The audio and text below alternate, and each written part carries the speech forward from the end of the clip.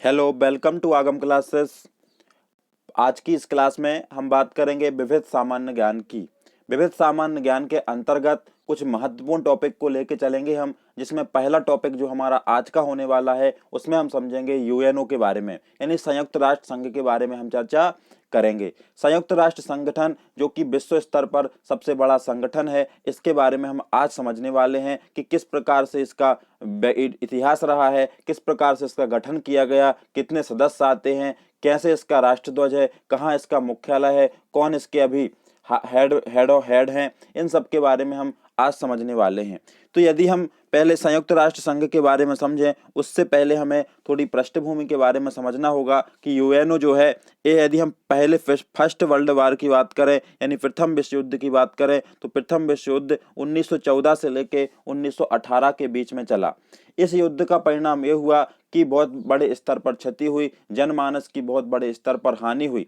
इसका नतीजा ये हुआ कि विश्व के जो बुद्धिजीवी थे, उन्होंने एक संगठन के बारे में सोचा और उन्होंने इस प्रकार से एक संगठन की स्थापना की जिसको हम राष्ट्र संघ के नाम से जानते हैं, या लीग ऑफ नेशन के नाम से जिसको जाना जाता है।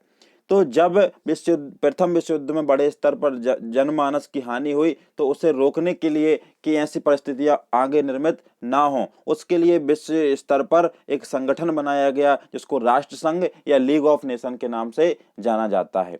लेकिन इसका परिणाम यह हुआ कि द्वितीय विश्व युद्ध जब प्रारंभ हुआ 1939 से 1945 तक जो चला, ये हुआ कि जो राष्ट्र संघ था वो अपने कार्यों का निर्वहन ठीक प्रकार से नहीं कर पाया और वो असफल उसमें रहा युद्धों को रोकने के लिए। इसका परिणाम ये हुआ कि जो राष्ट्र संघ था उसको समाप्त कर दिया गया और लीग ऑफ नेशन जो था उसको समाप्त कर दिया गया, और उसके स्थान पर एक नए संगठन को बनाया गया जिसको संयुक्त राष्ट्र संघ के नाम से जाना जाता है। तो इस प्रकार से जो 1939 से लेकर 1945 तक जो युद्ध लड़ा गया था, द्वितीय विश्व युद्ध, इसमें दो महाशक्तियां प्रमुख रूप से थी, या दो पूरी दुनिया दो भागों में बटी हुई थी। कुछ मित्र राष्ट्र थे और कुछ जो मुख्य लड़ाई चल रही थी वो थे मित्र राष्ट्र और ध्रुवीय राष्ट्र। तो मित्र राष्ट्र का जो नेतृत्व कर रहे थे देश, मुख्य रूप से ब्रिटेन था, अमेरिका था, रूस था, इस प्रकार से जो शक्तियां थी। जबकि जो हमारा जो ध्रुवीय राष्ट्र थे, ध्रुवीय राष्ट्र में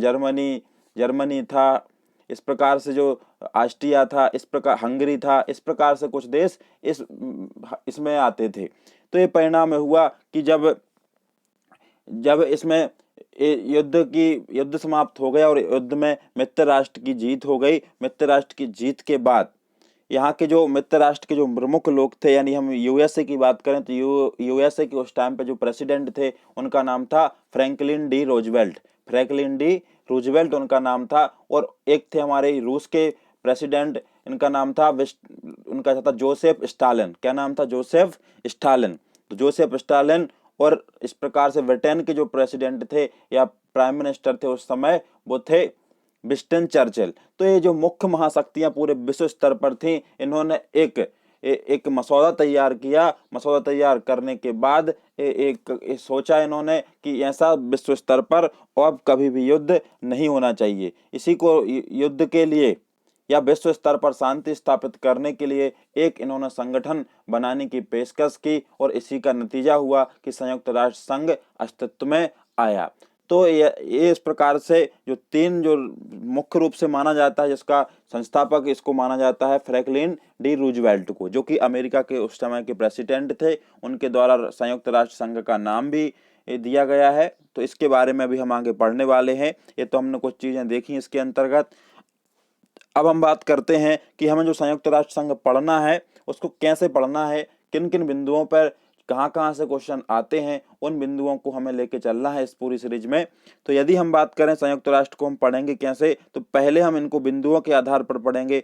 पहले बिंदु में यदि हम बात करें, इसके सामान्य परिचय के बारे में बात करेंगे और इतिहास के बारे में बात करेंगे कि किस प्रकार से जो संयुक्त राष्ट्र संघ है अस्तित्व में आया। राष्ट्र संघ का ध्वज के बारे में बात करेंगे कि राष्ट्र ध्वज का जो संयुक्त राष्ट्र संघ का ध्वज है वो किस प्रकार से है। संयुक्त राष्ट्र संघ की भाषाओं के बारे में हम बात करेंगे कि संयुक्त राष्ट्र जो संघ है उसमें जो यूएनओ है उनमें कौन कौन सी भाषाओं को मान्यता दी गई है और कौन कौन सी भाषाओं में वहाँ पर कामकाज किए जाते हैं, या जो ऑफिशियल वर्क है वो किन भाषाओं में किया जाता है।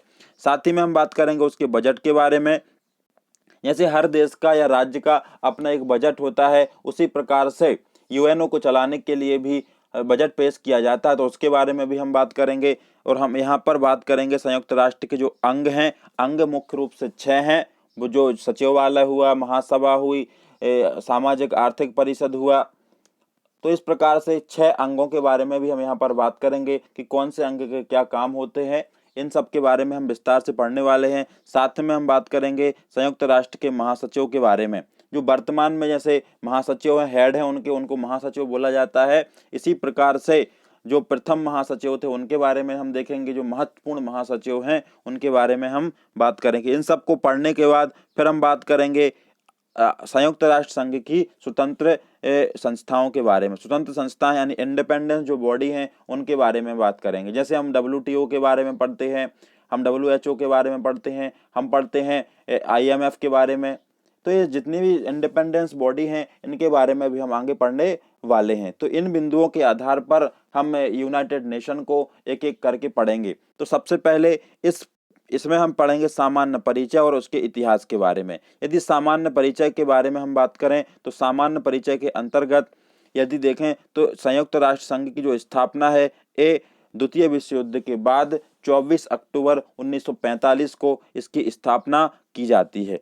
इसकी स्थापना 24 अक्टूबर 1945 को की जाती है। और भारत इसका कब सदस्य बनता है तो 30 अक्टूबर 1945 को। 30 अक्टूबर 1945 को भारत भी इस संयुक्त राष्ट्र संघ में शामिल हो जाता है।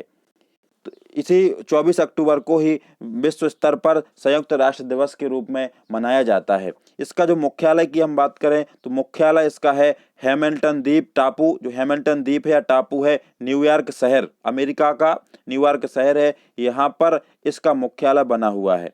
इसके बारे में हम बात करेंगे। सदस्य देश के बारे में हम बात करें तो वर्तमान में 193 जो देश हैं वो इसके सदस्य हैं या इसके मेंबर हैं। 193 देश इसके मेंबर हैं। लगभग जो विश्व स्तर पर जितने भी देश हैं वो इसके मेंबर्स हैं।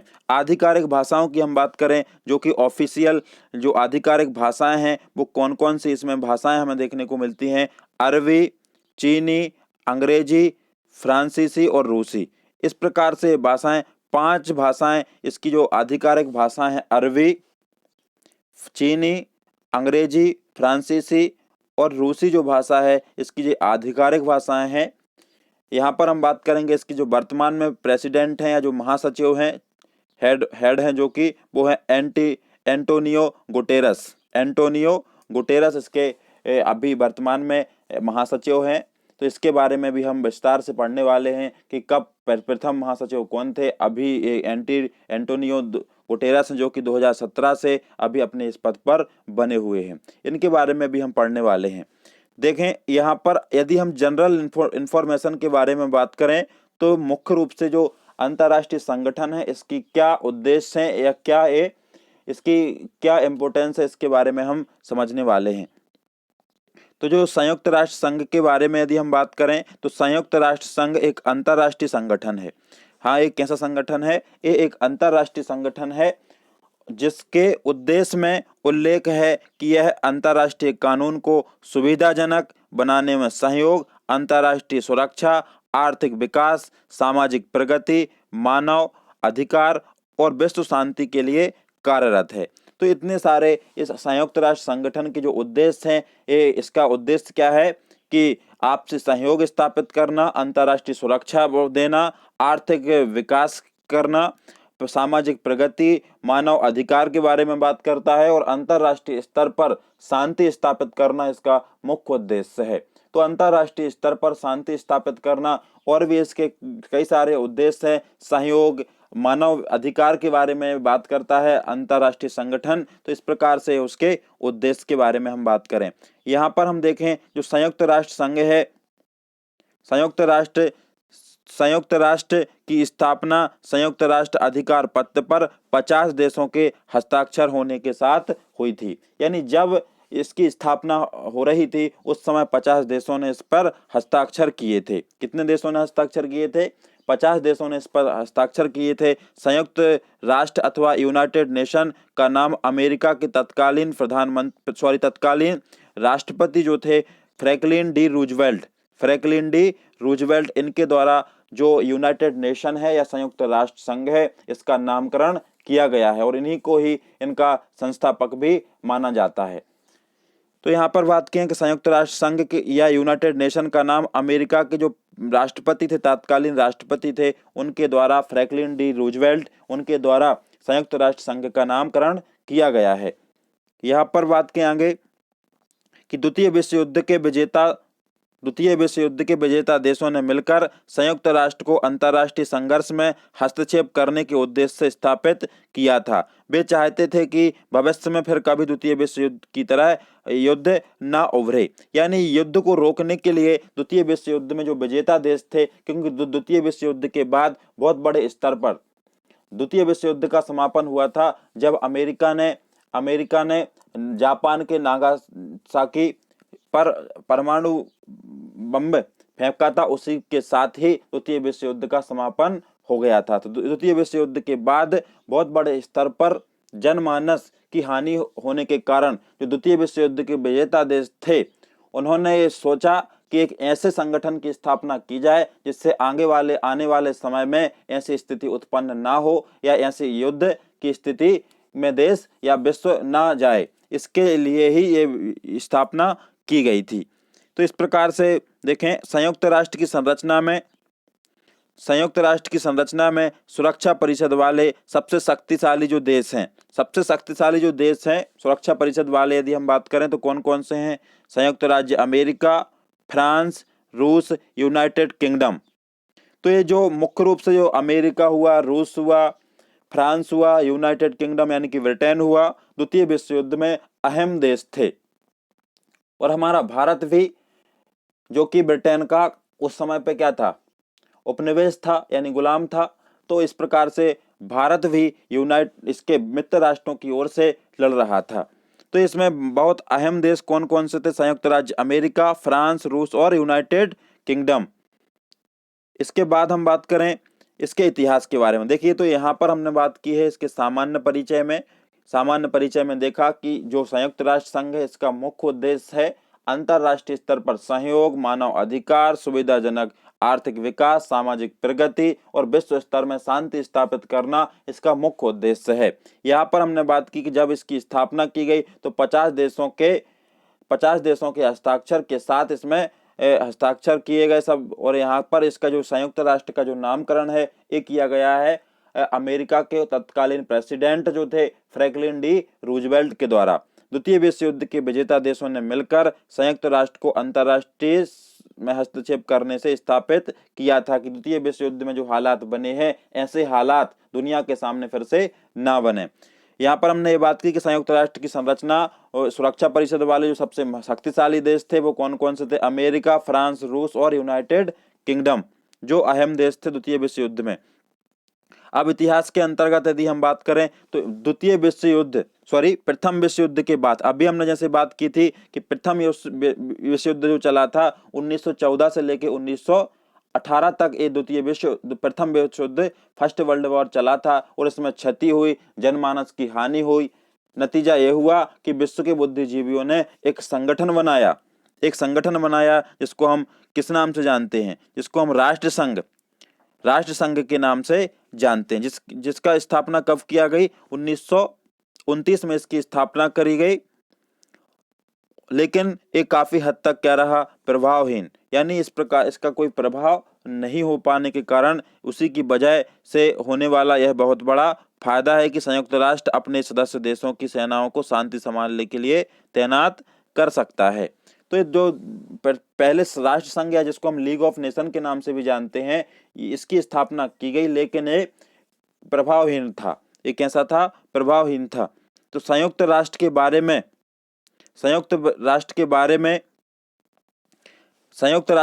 में विचार पहली बार द्वितीय विश्व युद्ध के दौरान उभरे थे। कब उभरे थे? तो द्वितीय विश्व युद्ध के बाद द्वितीय विश्व युद्ध चल रहा था, उसी दौरान ये उभरे थे। द्वितीय विश्व युद्ध में विजयी होने वाले देशों ने मिलकर कोशिश की कि वे इस संस्था की संरचना, सदस्यता आदि के बारे में कुछ निर्णय कर पाएं। यानी उन्होंने एक ऐसी कोशिश की सबने मिलकर के, जो मित्र राष्ट्र थे जिन्होंने यहाँ पर द्वितीय विश्व युद्ध में विजय प्राप्त कर ली थी, जिनमें हमने अभी बात की, जैसे अमेरिका था, रूस था, ब्रिटेन था, फ्रांस था। ये जो शक्तिशाली जो उस समय देश हुआ करते थे, उन्होंने मिलकर एक कोशिश की कि एक संयुक्त राष्ट्र विश्व स्तर पर एक अंतर्राष्ट्रीय संगठन बनाया जाए। तो इनकी कोशिश का नतीजा ये हुआ कि 24 अप्रैल को द्वितीय विश्व युद्ध के बाद अमेरिका के सैन फ्रांसिस्को में अंतर्राष्ट्रीय संस्थाओं की संयुक्त राष्ट्रीय संविदा पर हस्ताक्षर किए। तो यहाँ पर 24 अप्रैल को द्वितीय विश्व युद्ध के बाद अमेरिका के सैन फ्रांसिस्को में अंतर्राष्ट्रीय संस्थाओं की संयुक्त राष्ट्रीय संविदा पर हस्ताक्षर कर दिए।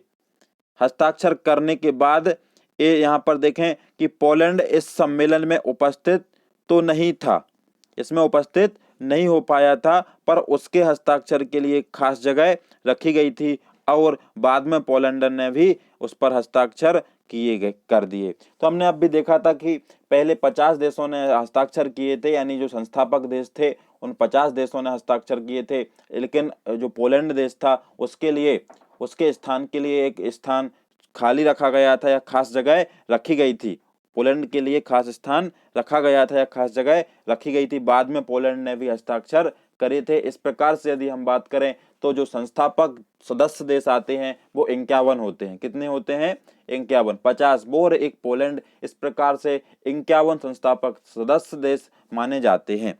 सुरक्षा परिषद में 5 स्थायी देशों के हस्ताक्षर के बाद संयुक्त राष्ट्र अस्तित्व में आया। यानी जो सुरक्षा परिषद के जो 5 स्थायी सदस्य हैं उनके हस्ताक्षर के बाद ये संयुक्त राष्ट्र अस्तित्व में आया। तो संयुक्त जो राष्ट्र है वो स्थायी परिषद है, इसके बारे में भी हम समझेंगे कि कौन कौन से ऐसे देश हैं जो कि स्थायी सदस्य हैं। 5 के बारे में हम अभी आगे पढ़ने वाले हैं।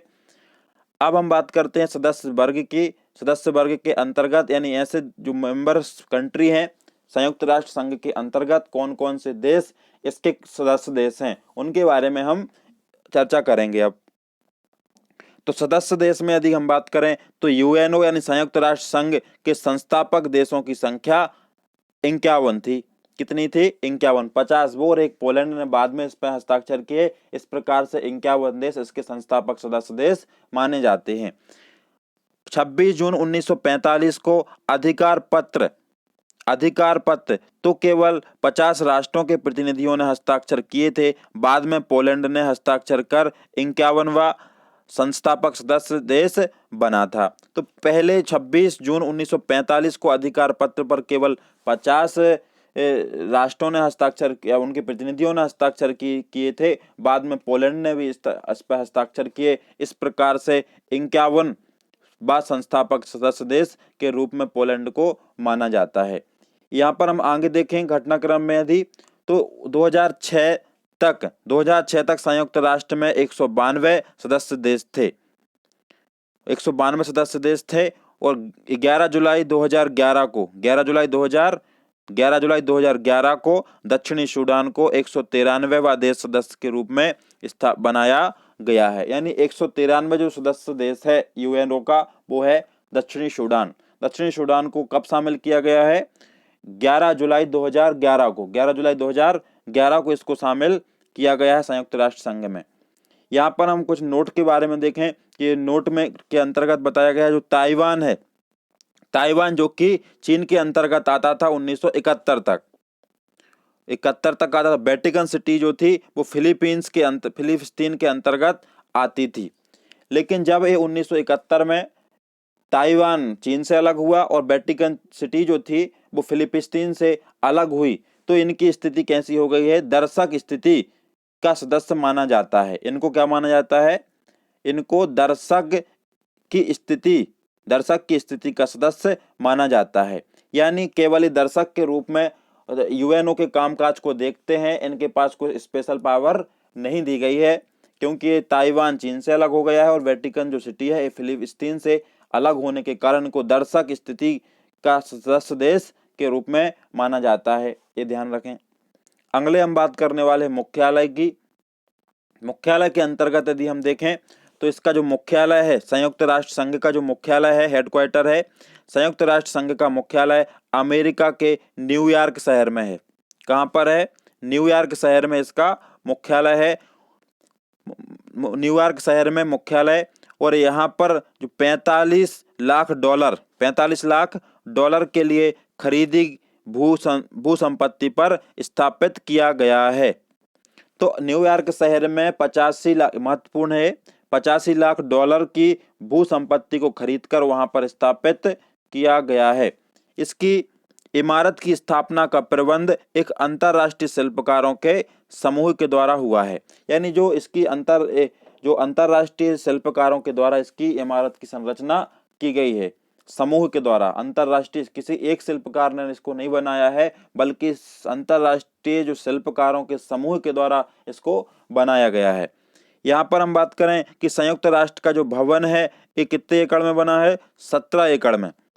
संयुक्त राष्ट्र संघ का जो भवन है इस 17 एकड़ भूमि पर बना है और ये कितना मंजिला है? 39 मंजिल का है। 39 मंजिल का है, यानी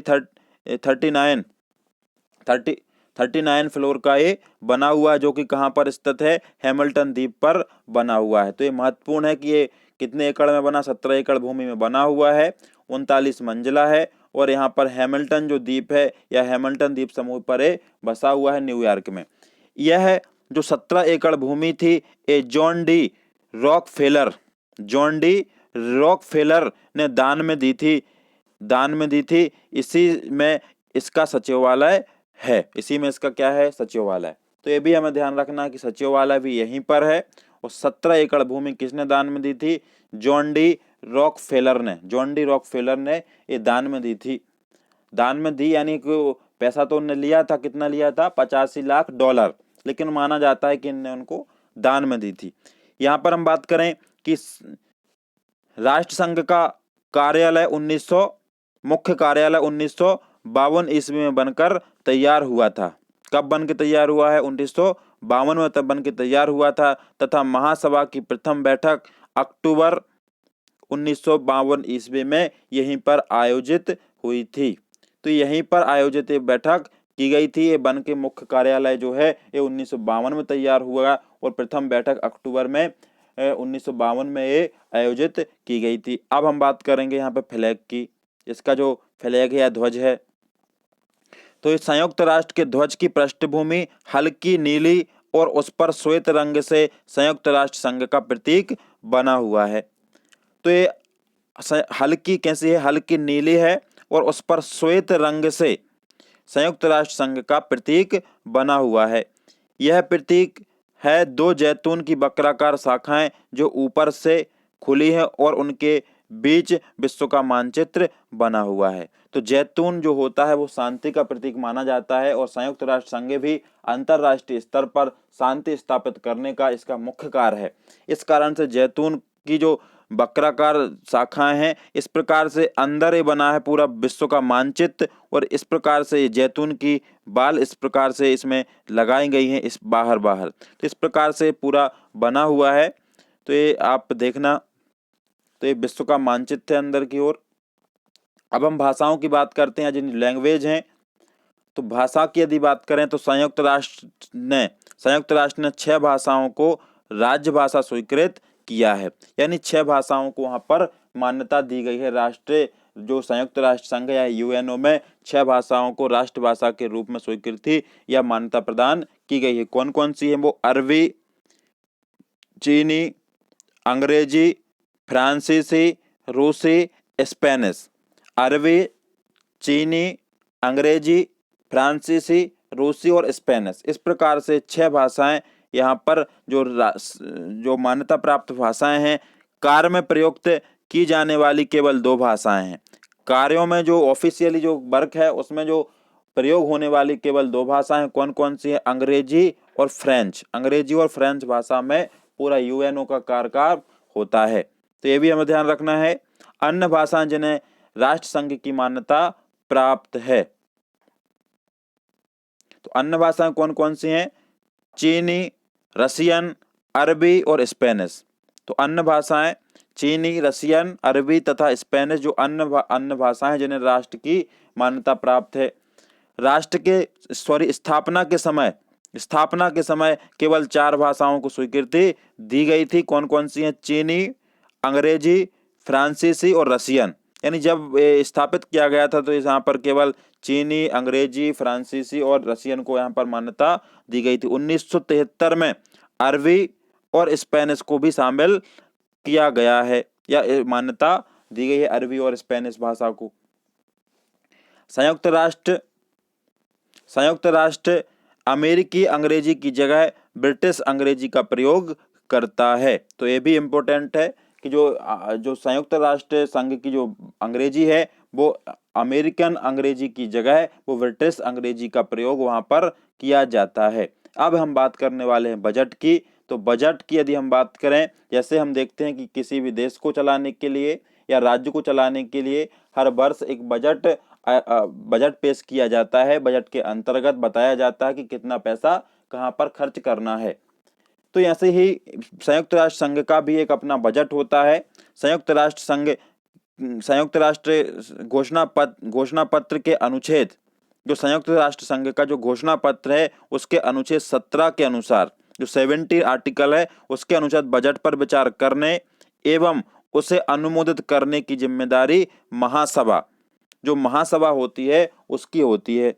तो महासभा की जिम्मेदारी होती है आर्टिकल 17 के अनुसार, जो घोषणा पत्र में निर्देश दिया गया है कि बजट पर विचार करने और उसको पारित कराने की जिम्मेदारी किसकी होगी? महासभा की। महासभा के बारे में हम आगे पढ़ेंगे। इसका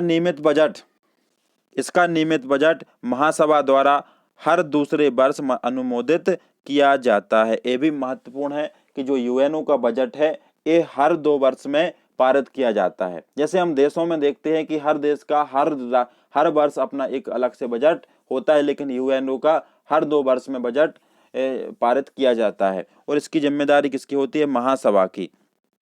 बजट महासचिव, जो यूएनओ के महासचिव होते हैं उनके द्वारा ये पेश किया जाता है। तो इसके यदि हम देखें कि वर्तमान में 2019 से 21 के लिए यदि हम बजट के बारे में देखें तो किस देश ने कितना यूएनओ के लिए योगदान दे रखा है वर्तमान में, जो कि 2019 से 21 के लिए जो बजट पेश किया गया था उसके अंतर्गत। तो यदि हम अमेरिका का अंशदान देखें तो अमेरिका ने यहाँ पर दिया है 27.89% जो योगदान दिया है, जो अंशदान किया है। और चीन का यदि हम बात करें तो 15.21%। जापान ने किया है 8.56%, जबकि जर्मनी ने 6.09%, ब्रिटेन ने 5.78%, फ्रांस ने 5.61%, इटली ने 3.30% और जबकि रूस ने 3.04% यहाँ पर अपना अंशदान प्रदान किया है। तो इस प्रकार से वर्तमान में यानी 2019 से 21 के लिए जो बजट पेश किया गया है उसमें विभिन्न देशों के हमने योगदान के बारे में भी चर्चा की। तो इस क्लास में हमने बात की है जो संयुक्त राष्ट्र संघ है उसके सामान्य बातों के बारे में। अगली क्लास में यहाँ पर हम देखिए हमने यहाँ पर आज कौन कौन सी बातों को डिस्कस किया है। आज हमने इस क्लास में बात की है जो संयुक्त राष्ट्र संघ का सामान्य परिचय है उसके बारे में, इतिहास के बारे में हमने बात की, राष्ट्र ध्वज के बारे में हमने बात कर ली है, भाषाओं के बारे में हमने बात की, हमने बजट के बारे में बात यहाँ पर कर ली है। नेक्स्ट क्लास में हम बात करेंगे संयुक्त राष्ट्र के संघ के जो अंग हैं उनके बारे में हम अगली क्लास में डिस्कस करेंगे। तो इस क्लास में इतना ही। Thank you everyone watching this video.